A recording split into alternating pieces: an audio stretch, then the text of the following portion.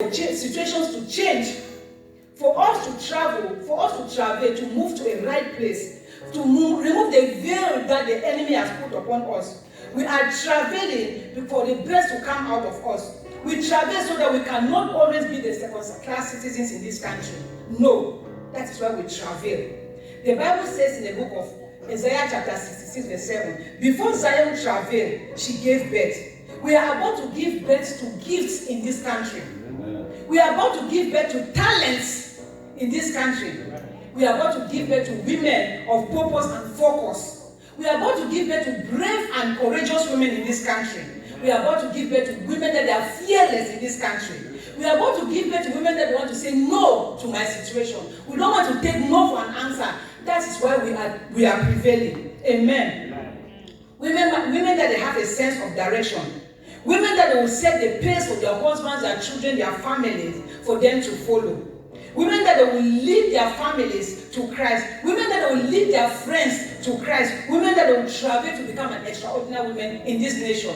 That is why we are waiting. That is why we are traveling. Amen. We are looking forward for this Brave Women Conference to come on. This one is like we are just trying to build a stepping stone for us to go to where we want to go. Hallelujah. Just sit back and relax and see what is going to happen in your life as you continue to listen to the word of God. Amen. Let us go to our scripture for today. Let us go to the book of Esther. Esther, the chapter number 4, verse 1 to 16. Esther, the chapter number 4, verse 1 to 16. Then we are going to read chapter 5, verse 1 to 3.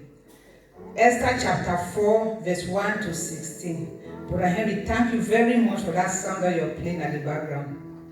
Amen. I read.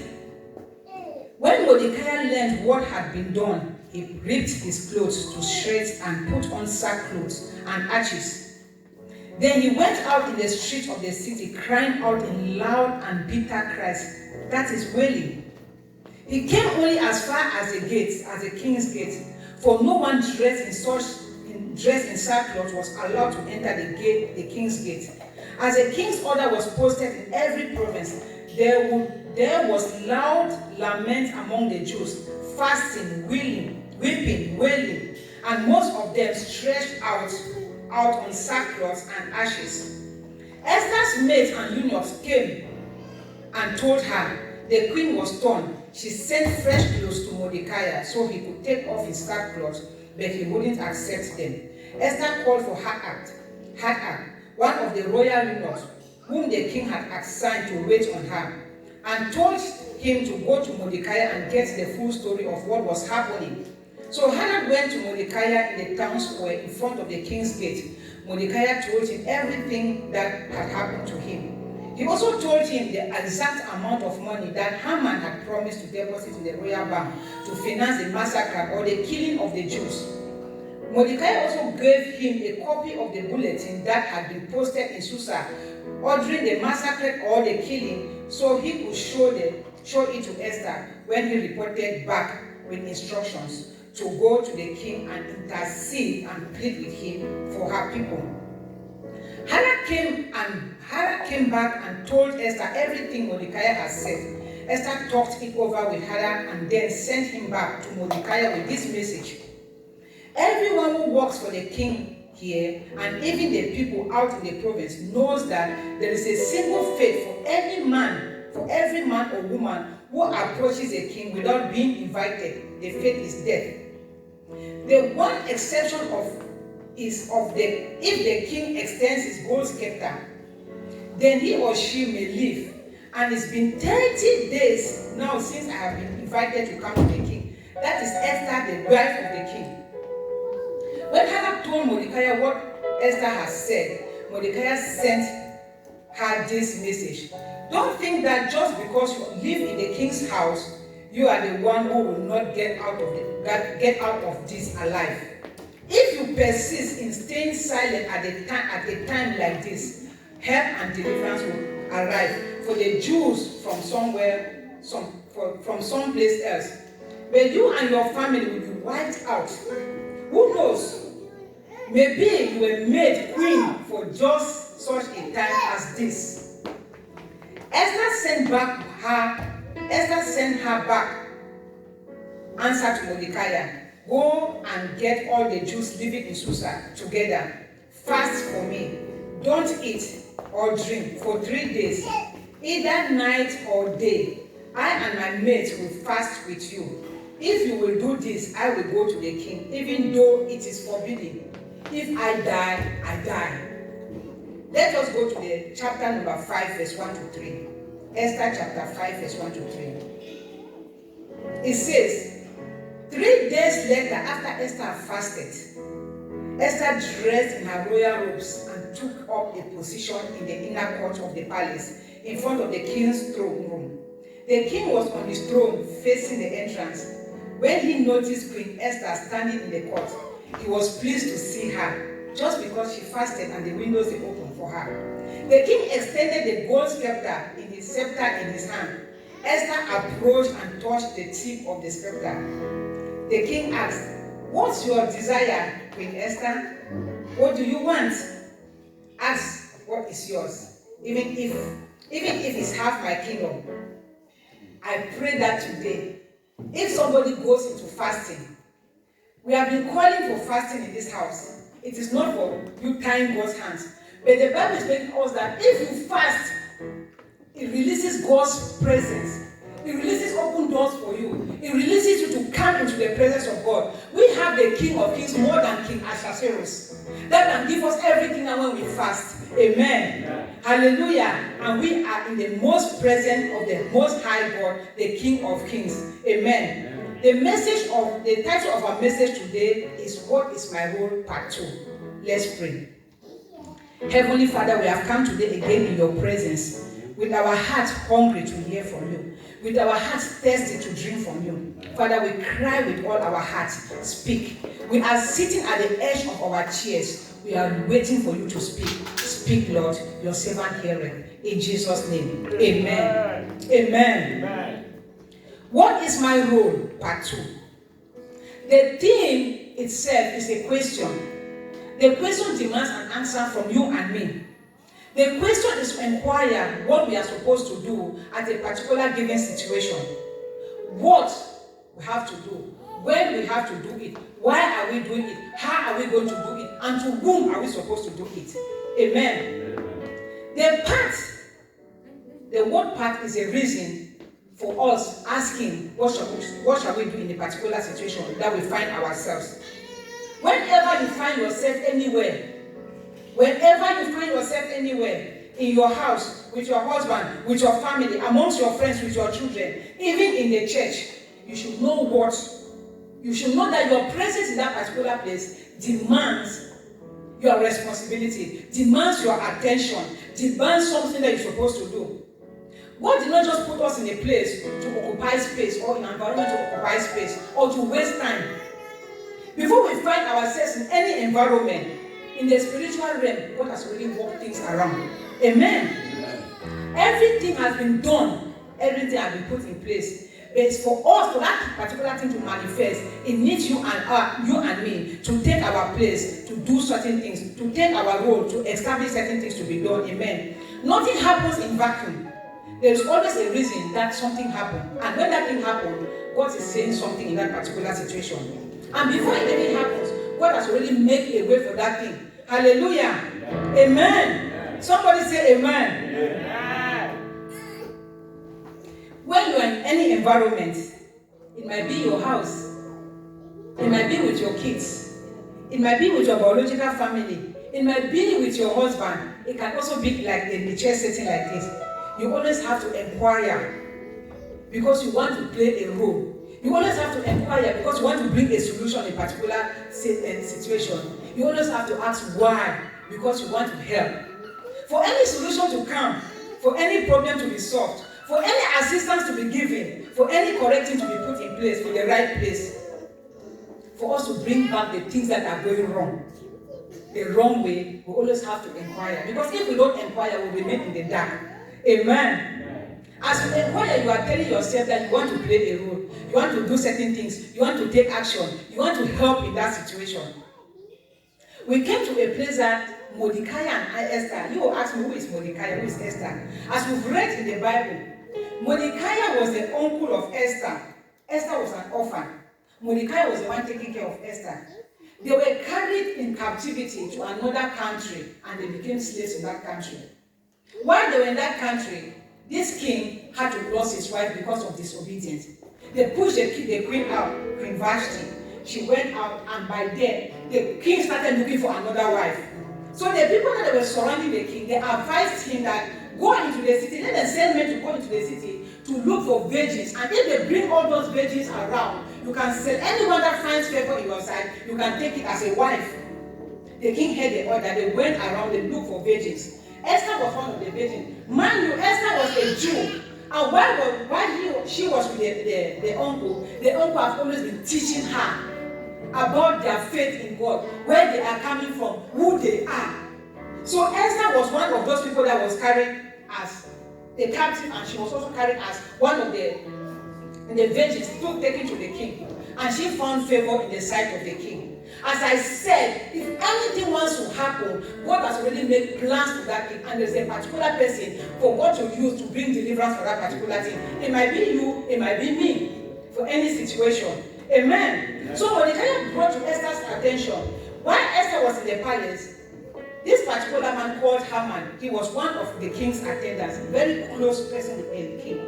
So this man always carried himself, passed through the gate, and Esther has never made any person to know that Mordecai is the uncle. No, because she listened to the uncle's advice. So Haman has always been passing to the gate. When he passes to the gate, the people, they greeted him, they bow before him like a god. But Mordecai made up his mind, I will never bow before any god. I know one God that I'm bowing for, Jehovah God. That is my God I'm bowing. So it came to the notice that Haman thinks that Mordecai is minimizing him. He went to the king and told the king, this is what is happening to some of these Jews that they are living here. The only thing we can do to them is for us to kill all of them and take them out from our side. And for your notice, if you don't have money to do that, I will pay money into the treasury of the king. I just want your signature. The king told Haman to go ahead. Haman prepared every letter. Haman brought the letter to the king. The king signed it, and the letter went everywhere. That is why when Mordecai and the other Jews saw the letter that they are going to kill of them, they started crying and they are wailing. So Mordecai came to himself and told himself that the only person who can be used to deliver us from this particular thing is my daughter, Queen Esther. That is the last place. So he put sackcloth, ashes, and came in front of the gate of the king. So when people they saw it, they think that I believe that they went and told Esther because they've been seeing Esther with this particular person when they were going around, but they did not know how Esther was related to, and they don't even know if Esther is a Jew. So they came and told Esther that we have seen someone, that person that you have been working with, sitting at the gate side, wailing and crying with sackcloth. So Esther thought that maybe the uncle doesn't have dress to wear. He bundled new dresses and sent to the uncle. The uncle looked at the dress, he said that it is not about dressing, it's about our lives here in this particular nation. Mordecai brought to Esther's attention that you being in the king's palace, it's not about you getting married to the king. It's not about you getting married to become a queen. The plan of God for us to be delivered is through you. You have to do something. Maybe we are finding ourselves somewhere right now. God has a plan for us to bring deliverance to a situation that we are finding ourselves, to a situation that we are going through. For our lives, for our family, at our job site, with our husbands, maybe God is trying to bring deliverance through you. Esther realizes where she is coming from. She knew that it was not by coincidence. There was something that God wants to do through her. She came to realize that her being in that particular place is for her to bring deliverance to the people of God. It is not only for her to be called queen, but how can she do that? How can she do that? She came to realize that in such a time like this, she has to play a role. She has to play a role in the place that she is. She has to bring deliverance to her people. She laid down her life, went to the forefront for the sake of her uncle, for the sake of the nation. She says, if I die, I die. If I die, I die. Wherever you are right now, you are listening to my voice. It is not my voice, it's the voice of God. God is telling you that in such a time like this, when things are not the way they're supposed to be, The system is failing. The world is being torn apart. Science is failing. The doctors are even confused. Today, coronavirus is going down. Tomorrow is going on. Today, we are gathering together. Tomorrow, we are not gathering together. Today, we are wearing masks. Tomorrow, we are not wearing masks. Everything is turning around. But God is saying something in this particular situation. God is telling us that wherever we find ourselves, we have to do something with our faith. God is telling us that we have to do something to turn the world around with His word. The word that you have been receiving, the word that you have been listening to. God is saying that we have to be that person that is going to turn somebody that is leading to hell back to Christ. God is telling us that we have to encourage our friends, our family members, to be connected to Him, to have a relationship. In such a time like this, we have to play a role. We have to play a role to lead somebody to Christ. We have to play a role. In such a time like this, in a place in the church. This is not the time for us to play church. This is not the time for us to play chicky. This is not the time for us to sit back and relax. No, it is a serious time for us to have a relationship with God. Amen. Amen. Esther did not lose sight when she entered the palace. She did not lose sight when she was with the king. She did not enter the palace saying that, oh, what a beautiful place I found myself. What a place. Wow. See how it's beautiful. I am the king. She did not lose sight. She did not forget the teachings of his uncle. She did not forget about the word of God. She did not, and she knew where she was coming from. Esther was an orphan. No father, no mother to be traced. Hallelujah. Amen. But the Bible makes us to know that Mordecai invested his time to teach Esther the word of God, to tell her where we are coming from, where she is coming from. Amen. The Bible did not make us to know that Esther read a book, or she went to school, or Esther have a normal education, or have a 3 square meal. No, the Bible did not make us to know that Esther was an orphan. The Bible makes us to know. But the uncle invested in Esther spiritually and physically. We have to invest in our lives in such a time like this.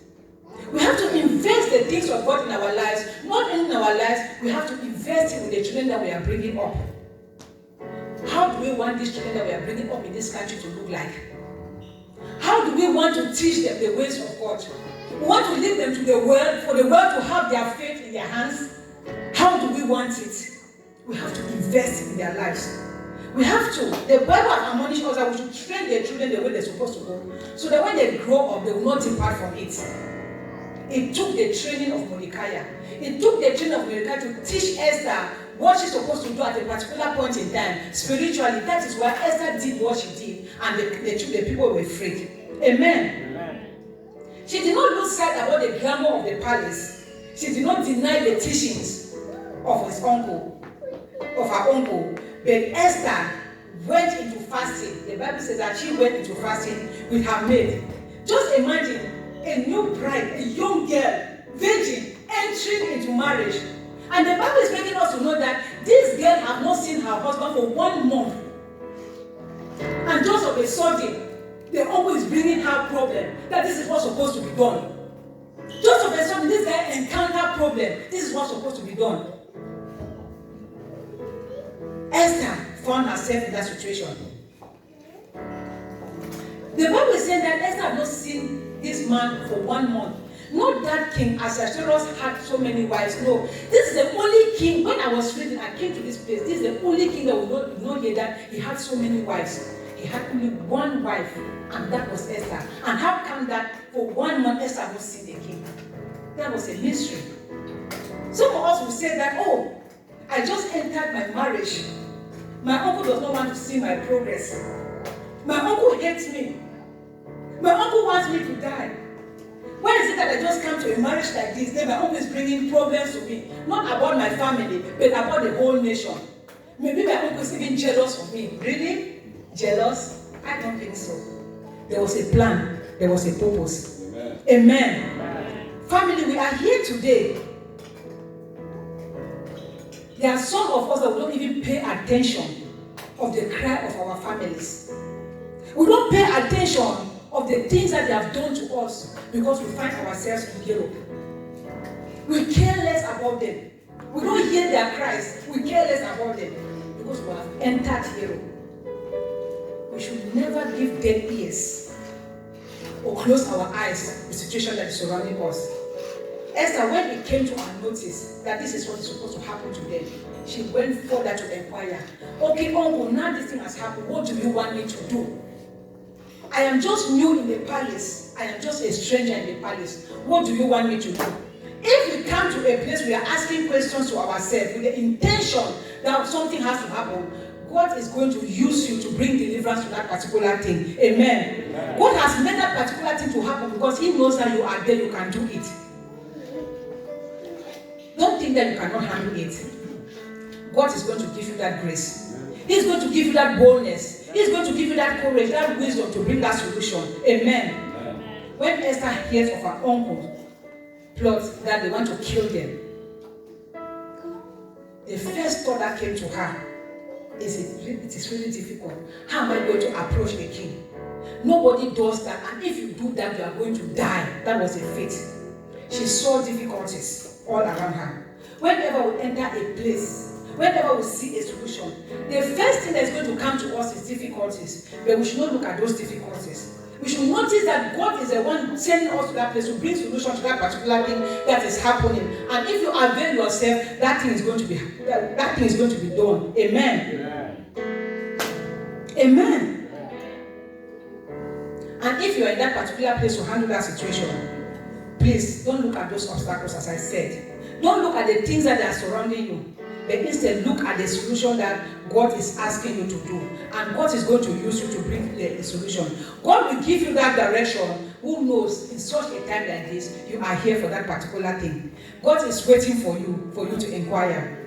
Amen. It was very difficult for Esther to go straight to the king for that particular invitation because she had not been invited. She was still a stranger in the palace. She just got married. She has not known any person in that place. She has not even known the husband for long. But it came to a serious problem that Esther had to intervene. How is she going to intervene? How is she going to handle it? You might find yourself in the midst of your friends. You might find yourself in the midst of, let me say, in the midst of people like us here. You say you are a stranger. We are not strangers. You are not strangers. I just said we are families. Amen. Amen. We are all here to fulfill the assignment of God that has given to us. We are here to empty hell and fill up heaven. That is why we are here. Amen. Amen. It might be your first day today in the church. You might be the least in your family. Amongst your friends, maybe they think you don't have any idea. But as you enter there in that particular situation, you inquire, know that God is going to use you to bring deliverance in that situation. Hallelujah. Yeah. Somebody put your hands for the Lord. David was just a little boy in the backside of the desert. But when David's father sent David to go and see what is happening in the battlefield, David went to that place and saw Goliath presenting himself to the children, mocking the children of Israelites. David had to inquire. When David inquired that what is happening, they gave David the whole thing, the whole scenario. David told himself, as the God that has given me victory in the backside of the desert, this particular Goliath, I'm going to bring down his head. That is what David did. David inquired and David did what he did, and he had Goliath's head. Only that particular thing that David did, it brought David from the forefront. David became a king. King Saul was chasing David to kill him because David inquired to bring a solution. And through David, that solution came to Israel because he bring down the head of Goliath. Hallelujah. When you enter a place, when you come through a situation, don't see the obstacles. Just inquire, what can I do about it? What is your role in your family? What is your role in your marital house? What is your role in the church? What is your role amongst your friends? They are looking for you to say something. You have to inquire. You have to inquire. What is your role in your own life? God has ordained you for a thing, for a particular thing, for you to carry on. The next question is, why should I be the person to handle such a situation? Why? Why should I be the one to go ahead and die? Why? Why is it that it's only me that they are asking me to do the thing? Why not? Why it should not be you?